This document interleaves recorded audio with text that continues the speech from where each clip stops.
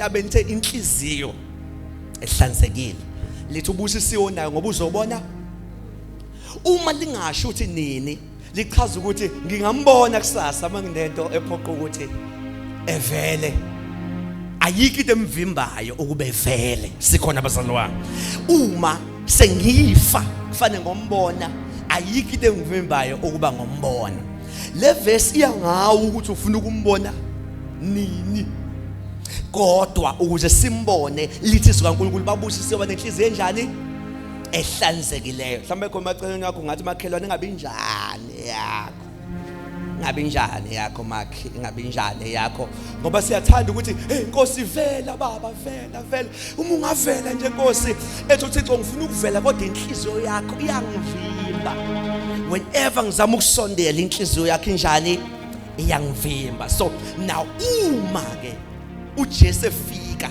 sisindiswa sikholwa sivume le yanto esikholwa iyona ngenhliziyo ingakho ngithi ngiyaphika ukuthi kufanele ingashintshi ebuJesu engene ngayo uma ke ike yashintsha sithola ibenefit yokuqala yokuthi siyobona bani uNkulunkulu sho ngamagama inhliziyo ehlanzekile ikwazi ukinvite uNkulunkulu sikhona kodwa abazali wami sikhona kodwa abangcwele but there is another powerful verse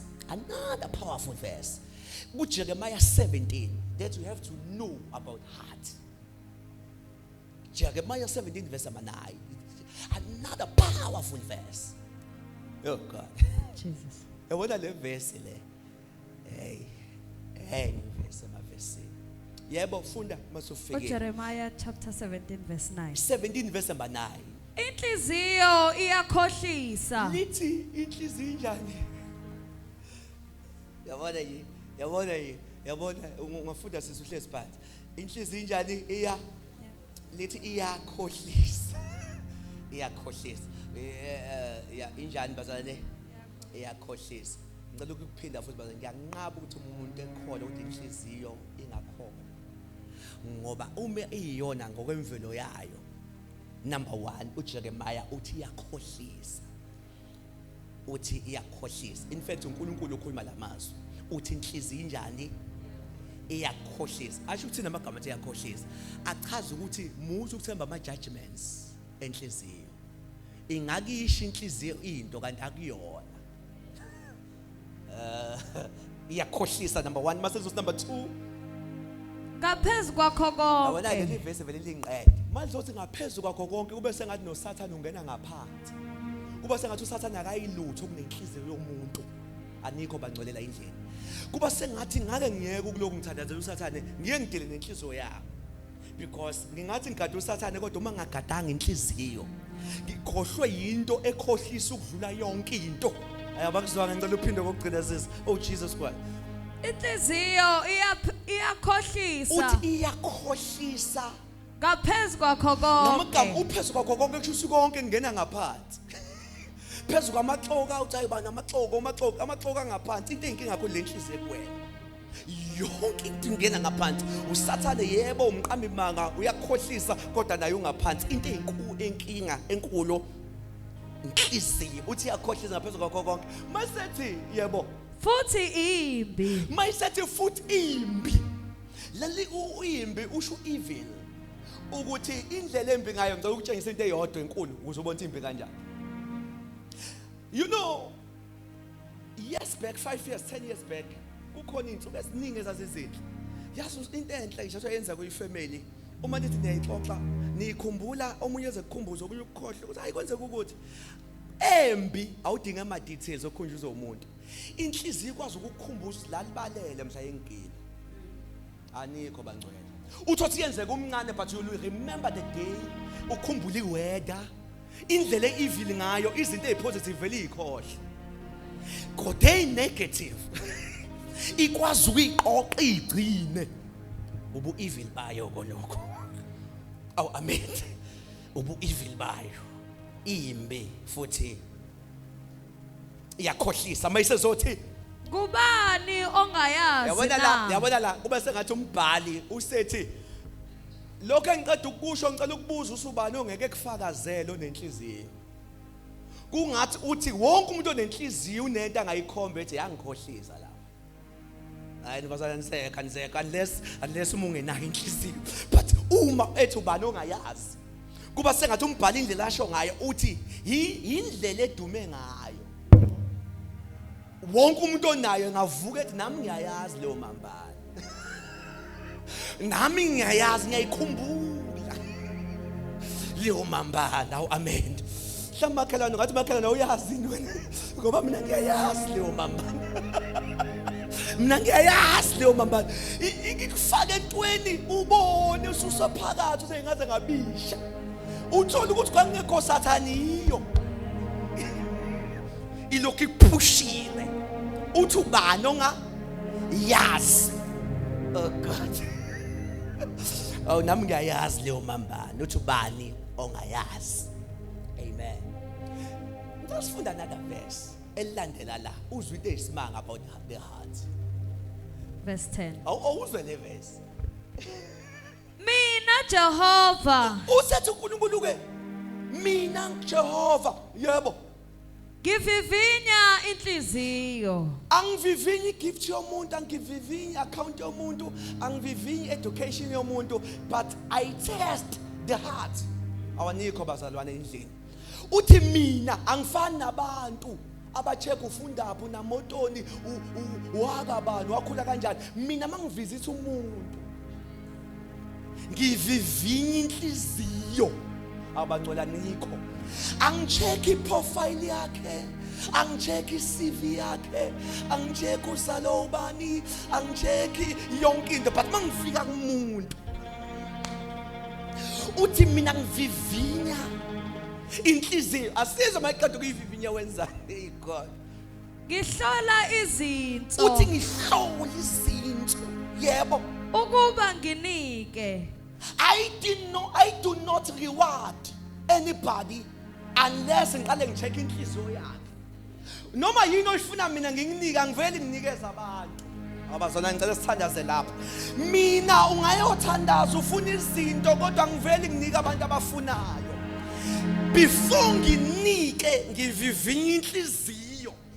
Ngihlola izinto mangiqeda ukuhlola lezo zinto mase ngibona hayi no uyayideserve lento ayifunayo. No basana nikho ngicela ukuyiphinda le. Yebo le verse iveza ukuthi kwesikhathi angiyeke ukufuna izinto ukuthi xa ngicela ngicheck inhliziyo. Ngoba vele mangifika phambi kwakhe into ayoyichecka. Hallelujah. Akayokucheck izinto eziningi. Mangithi baba I need this level. Lord now I need this car. Lord I need this house. Lord uqale yo check inhliziyo uzuyifune nje. Lento uyayifuna.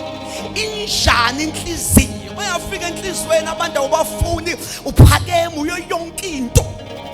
Masethi hayi sengathi okunayo inhlizweni ikuphambene nami. Onika. Can you read again this verse? Oh God. Verse number 10. Yep. Siyaxoxa nje basona siyaxoxa sesiyaphuma siyaxoxa. Mina Jehova Uthi mina Jehova ngivivinya inhliziyo. uthi ngivivinya. Uyabona futhi uyahlala nenhliziyo yomuntu. Yazi uNkulunkulu ukwazi ukuhlala nenhliziyo yakho ethi noma butheleza ufuna imillion ungakabi nalo. Ngikwazi ukucheck inhliziyo uyoba njani mase une million. I don't need to give you a million ukuze ngibone behavior yakho ngoba inhliziyo ikho. I can check your heart. Ngibuka ukuthi mangakuthatha manje ngokubeka la ufuna ukuya khona uyoba njani. Basana nikho ngicela ukusho namhlanje kunabantu uThixo akabavimba bethi Nkosi ungivimba kanjani ungiye lapha uthi Jehova sengiyazi uyoba njani lapha ya into engiyicheckile inhliziyo. Uma ngibona inhliziyo yomuntu ngibone konke ngomuntu. Alama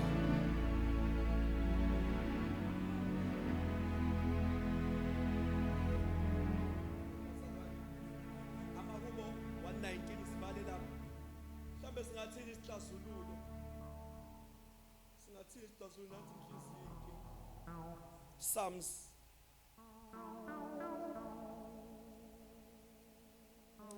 iyasho nale i500 yakho ndoda kanti angifuni siye la Jesus. esisa khona. Funda uverse 11. Oh God. Psalms Amahubo. 19. What is the solution kule dilemma yenhliziyo? Amahubo 19. Yebo. 119. 119. Mina 119 ingane yami ithi 119 mina ngibasho 19. 119 nje umZulu. Nje ngiqinile 119. Umfana wami ushaya 19. Ngafunda emakhaya nje 19. Amen. Amahubo 119 Verse 11. verse 11. Yebo. Enhlizweni yami. Mana nansi isolution yenhliziyo. Mhlambe singayikopela ku David. Usethi uDavid enhlizweni yami basithandaze lapho bangcwele. Yebo. Ngiyalonda izwi lakho. Uthi ngilondizwi. Angivumeli kube yiyona ekhethayo yini engena kuyo. Nganizwa anga this thing. Angivumeli kube yiyo. Ngoba uma khetha yona sengikhumbulile ukuthi imbi. Uma ngivuma yona sengikhumbulile ukuthi iyakhohlisa. So I don't allow it to choose ukuthi ifuna ukuba loaded ngani. Uthi David kodwa enhlizweni yami. Yebo. Enhlizweni yami Yebo. ngiyalonda izwi Uthi lakho. ngilondizwe, shuthi ngifake izwi. Whenever sengathi zama ukucabanga izinto ngizama ukufaka izwi. I meditate about your word. I meditate ukuthi ngilonda izwi lakho. Mayisethi uma ngilonda kwenzakalani? Ukuze ngingoni Uthi ngome kuwe. amagama once ngafaka izwi lenhliziyo ikwazi ukuyithena. Izwi likwazi ukuyithena. Lithene. Oh mangcwela nikho kodwa lithene whenever ngicabanga lona iyakwazi ukuyihlulela inhliziyo. Lithene inhliziyo, lihlule inhliziyo. Alihlule ukuthi ngisontapi, lihlule ukuthi izwi ngilifake. Hallelujah. Ngilifake ithi yaqala ngicabanga izwi lakho uthe mina ngukukhanya kwezwe. I can not do this. Ngilifake ithi cabanga ukwenza abantu kabi ngifake izwi uthe ngusawule womhlaba ngilifake izwi lakhe. Yabo ngiyalifaka izwi lakhe. Ithi inhliziyo nawe ungenza njengabo bonke abantu ama PS akho ngifaka izwi lakhe. Nina nohlango olikhethiweyo nobupriest bobukhosi izwi lakhe lithe mina I feed my heart with your word. Usethi ukuze ngingone kuwe. Can you stand in our feet? Oh Shemaya. We'll make this prayer in this few minutes. But in this enhlizweni yami ithi kodwa Nkosi ubungehlula inhliziyo zethu. Ubungehlula inhliziyo zethu. Ngisaba ukuthi nezinto esifuna ukuyimukela awusiniki ungakavivinyi inhliziyo. Namhlanje sekuyiservice nje esengathi sithi Nkosi submit our hearts unto you. In the name of Jesus. Can we take 2 minutes in prayer? In the name of Jesus. Oh, Shabbat. Come on, church. 2 minutes in prayer. For this, thank you, Lord.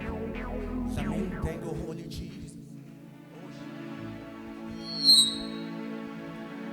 Baba, egameni lika Jesu Kristu waseNazaretha, Ntambama uNkulunkulu wethu ukhuluma nokuphila kwethu. Baba ongcwele nazi inhliziyo zethu.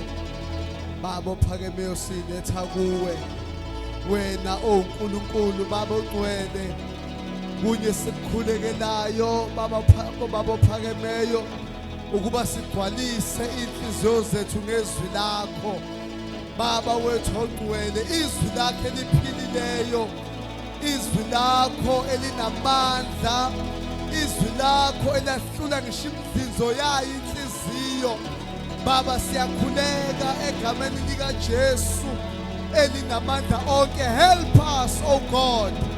Baba wethu ongcwele angeke ngaphandle kwakho senze lutho. uNkulunkulu wethu ongcwele sidinga wena uNkulunkulu wethu onamandla onke.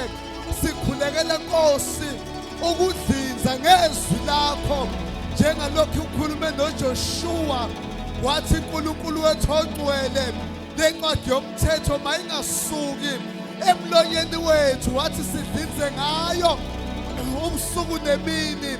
uNkulunkulu wethu ongcwele siyathandaza egameni lika Jesu Kristu waseNazaretha. Nazi uNkulunkulu wethu ubaba wethu ongcwele inhliziyo eyibamba amagqubu siziletha kuwe uNkulunkulu egameni lika Jesu Kristu waseNazaretha. Nazi inhliziyo engathetheleli siqhatha nezwi lakho othe baba wethu ongcwele ezwi lakho sithethelele nalabo abasonayo.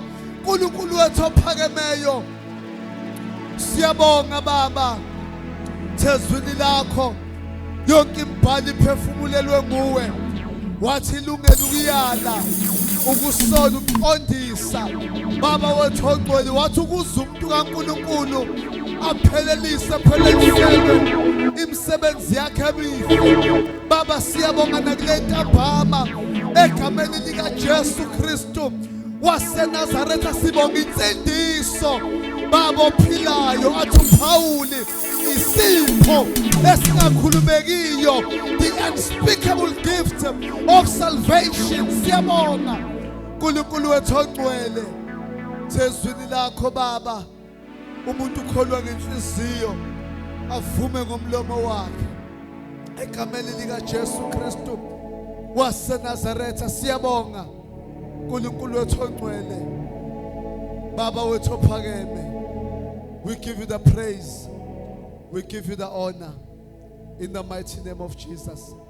Sisavala amehlo ethu bazalwane, singathandaza noyedwa noma babili othi angikhumbuli insindisi ingena nakweyami impilo, kodwa ngizwile namhlanje ukuthi kuba nje ukuvuma ngomlomo ngikholwe ngenhliziyo kuba ukusindiswa. Maye khona osho njalo ethi namhlanje ngifisa lensindiso okukhulunywa ngayo ingene nakweyami impilo, izoshintsha neyami inhliziyo, izoshintsha nowami umlomo. Ungaveza ngesandla sakho sithandaze kanye nawe egameni lika Jesu Kristu waseNazaretha. Bakhona uthi nje mfundisi ngizwile namhlanje kade ngangifuna lensindiso, bengitshela ukuthi into enzima, kodwa ngizwile namuhla ukuthi nje kuba ukuvuma ngomlomo ngikholwe enhlizweni yami ngibe osindisiweyo. Ungaveza ngesandla sakho lapho khona sithandaze kanye nawe egameni lika Jesu Kristu waseNazaretha. Kunye ngikwaziyo uNkulunkulu akaze akhulume ngento isidingo sawo singekho. Singathandaza futhi nalona othi mfundisi ngifuna uNkulunkulu ake size inhliziyo yami, ngiyakholwa ukukholwa kodwa ngiyabona ukuthi inhliziyo yami ayisizakele. Ngifuna uNkulunkulu ake size ngisho indebe zami, yebo ngiyakholwa but my heart and my mouth awasindisiwe. Singathandaza nalabo abasho njalo egameni lika Jesu. Ngifuna uqala ngalothi mfundisi ngiyayidinga insindiso, ngizwile namhlanje ukuthi iyangena ivunywa ngomlomo kukholwe ngenhliziyo. Ngifuna nalothi mfundisi yebo ngiyakholwa futhi kade ngaqala, kodwa mangihlola inhliziyo yami alikho izwi enhlizweni yami, ngibona ngezinto ezigcwele khona ezimbi eziphambene nezwi. Ungagijima uze ngaphambili and we shall pray with you. Thank you Jesus, thank you Jesus. Ngiyayidinga lensindiso, ngiyamdinga lo Nkulunkulu azoshintsha inhliziyo yami. Maye khona osho njalo, God bless you my brother, omunye ngagijima ese ngaphambili. This is the wonderful day that the Lord has made. Thank you Jesus, thank you Jesus. Mangayikho khona ngiyacela siphakamise izandla zethu thina sonke sizalulele kuye egameni lika Jesu Kristu waseNazaretha. Let me pray. Baba egameni lika Jesu elinamandla onke, nangumntwana wakho uze kuwe uNkulunkulu wethu ogcwele njengoNkulunkulu wakhe. Baba ophakemeyo, there is his hands, oh God, ziphakeme as a sign of surrender uNkulunkulu wethu ogcwele ngena kule mpilo baba ophakemeyo uwenza intando yakho uNkulunkulu wethu ogcwele ngena kule mpilo baba wethu onamandla onke ushintshe uNkulunkulu inhliziyo yakho ushintshe indlela akhuluma ngayo ngena kule mpilo baba wethu ogcwele wenza umsebenzi opheleleyo sikunikeza udumo baba ophakemeyo sikunikeza isibongo zonke zingezakho the uNkulunkulu wethu ogcwele oza kuwo umlahleli ngaphandle uNkulunkulu wethu ogcwele wathi umuntu ekuwe uyisidalwa esisha wathi sekuvele okusha thatha indawo yakho phakame njengoNkulunkulu egameni lika Jesu Kristu Nkosi yethu. We bless your name. Singayishayela inkosi izandla just one more time egameni lika Jesu. Singayishayela uNkulunkulu izandla kakhulu in the mighty name of Jesus. Amen. Hallelujah. Asibonge kakhulu bazalwane egameni lika Jesu enamandla onke uNkulunkulu for his word. Halibonge igama lenkosi. Izwi likaNkulunkulu ke mfundisi uKhuse. It is so amazing. Leli verse nje kade lifundwa ngiyawazi. Kodwa maye wakhuluma uNkulunkulu ngesikhathi afuna ukuba siwezwe ngaso. Kuba ngathi into esingakaze siyizwe. Alibonge igama lenkosi. Siyabonga kakhulu uNkulunkulu bazalwane egameni lika Jesu. Let us take this word siyifake enhlizweni yethu sihambe nayo. Alibonge igama lenkosi. Let us allow the word ukuthi lingene lehlule zonke izinto uSathana afuna ukuyishutheka enhlizweni zethu. Alibonge igama lenkosi. Sikhona ke bazalwane la every Sunday from 2:30 bazalwane. Alibonge igama lenkosi. Ngithi mina Bishop ukuba late esontweni akumele mase ujustifya noma uzama ukushintsha isikhathi sokukhonza. Amen. Inkonzo ingene 2:30 bazalwane by 4:00 sibe sesiyaphuma. Alibonge igama lenkosi. Sikhona la every Sunday from 2:30 till 4:30. I mean sorry till 4:00. Alibonge igama lenkosi. Siyabonga kakhulu kubo bonke abazalwane akade benathi for the first time. We love you and we appreciate you for taking your time ukuthi nizohlanganyela kanye nathi and we believe ukuthi nizophinde futhi nenze njalo. Alibonge igama lenkosi. Sinayo even ishi group ka WhatsApp ya la eDurban. Alibonge igama lenkosi where we communicate yonke into. Alibonge igama lenkosi. Hallelujah.